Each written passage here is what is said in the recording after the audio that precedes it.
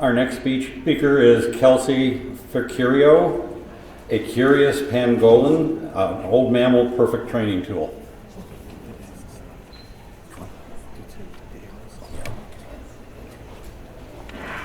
Good afternoon, I'm Kelsey Falquero. The pangolin on the screen beside me is a study skin that currently resides in Curious, which is a science education center at the Smithsonian's National Museum of Natural History.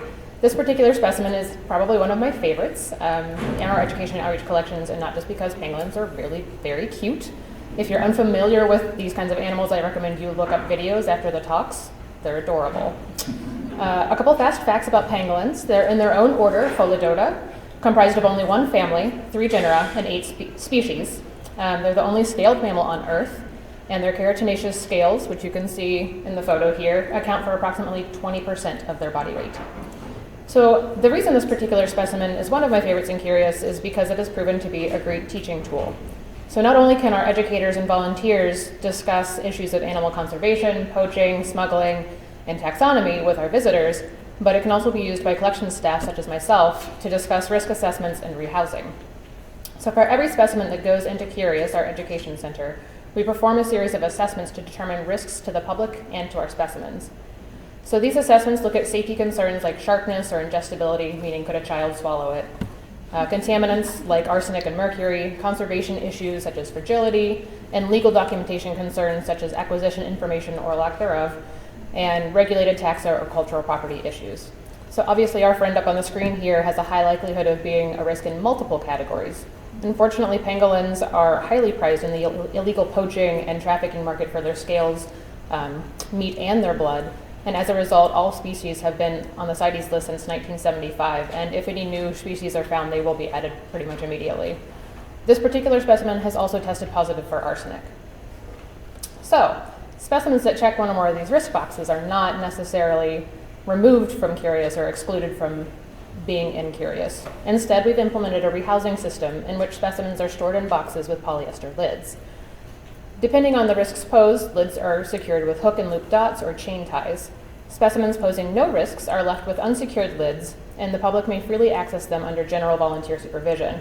These boxes are tagged with green Tyvek labels to indicate their status. Specimens posing risks like fragility, sharpness, or ingestibility are typically secured under hook and looped lids and tagged with yellow Tyvek labels. They're still physically accessible to the public, but only with staff or volunteer assistance and direct supervision. Specimens posing risks related to contaminants or regulated taxa, such as our pangolin here, are secured in their box using chain ties and tagged with a red Tyvek label. This allows the public to interact with the specimens indirectly, but minimizes the risks posed to the specimen and to the public. Visitors can place the box under microscopes, which are made available in Curious, to get a close-up view, and by having the item directly in front of them, we hope they may feel more inspired to ask questions or seek additional information. Our pangolin posed an additional challenge, however. The educators wanted uniformity of appearance and maximization of space utilization in Curious, so we typically would utilize prefabricated standard-sized boxes of 60-point board and 60-point polyester lid. We also have 60-point polyester lid and base boxes, which allow for a greater viewing if we have red-tagged specimens. However, this pangolin skin is too wide for the largest prefabricated box that we have. So we had to create a custom box, which you can see in the photo, complete with a polyester lid or viewing portal to meet the needs of our space and our visitors. So our volunteer, Susan Jones, created the box using 40-point tan barrier board to match the rest of our boxes. To create the viewing portal, she sandwiched mylar between 2 pieces of barrier boards making up the lid. Chain ties are added on multiple sides, which you can kind of see next to the color scale, one of the chain ties kind of sticking out. So this serves a dual purpose. It means we can keep our boxes shut, but it's not so permanently shut that we can easily cut that chain tie to access the specimen if we need to get in there. And in addition, this specimen is tied to the foam in the box to ensure that it doesn't flop around if kids get a little too vigorous in their handling and excitement of the box.